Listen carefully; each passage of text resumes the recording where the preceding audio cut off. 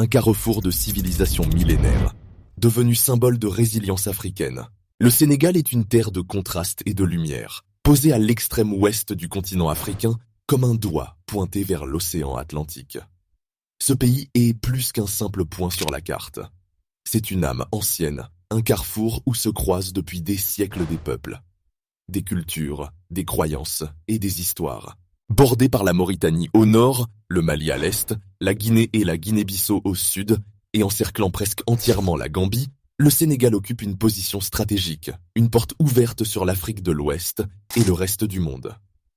Dès les premières heures de son histoire, bien avant que les frontières modernes ne soient tracées, ce territoire était déjà le théâtre de civilisations puissantes.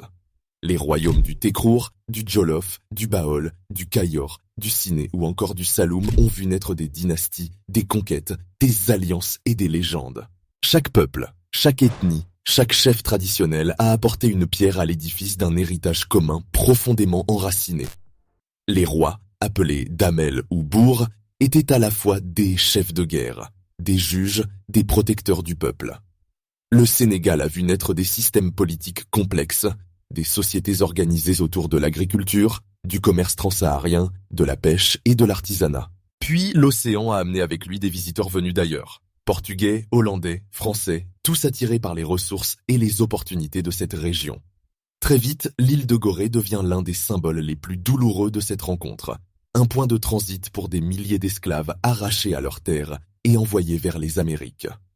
Le Sénégal porte encore en lui la mémoire de cette souffrance, gravée dans les murs de la maison des esclaves, dans les récits transmis de génération en génération. Mais au-delà de cette page sombre, le pays s'est redressé, a gardé la tête haute et a continué d'avancer. La colonisation française a profondément marqué la structure politique et sociale du pays. Dakar devient un centre administratif majeur, un hub pour l'Afrique occidentale française. Mais dans les cœurs, l'idée de liberté ne cesse de grandir. Des voix s'élèvent, d'abord timides, puis plus affirmées. La lutte pour l'indépendance prend forme, portée par des intellectuels, des syndicats, des mouvements politiques. Et finalement, le 4 avril 1960, le Sénégal accède à l'indépendance.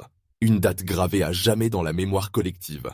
Ce jour-là, les rues de Dakar vibrent de chants, de prières, d'espoir. Abonne-toi et mets le nom de ton pays en commentaire, je te ferai l'histoire de ton pays. Abonne-toi pour ne rien rater de nos prochaines vidéos.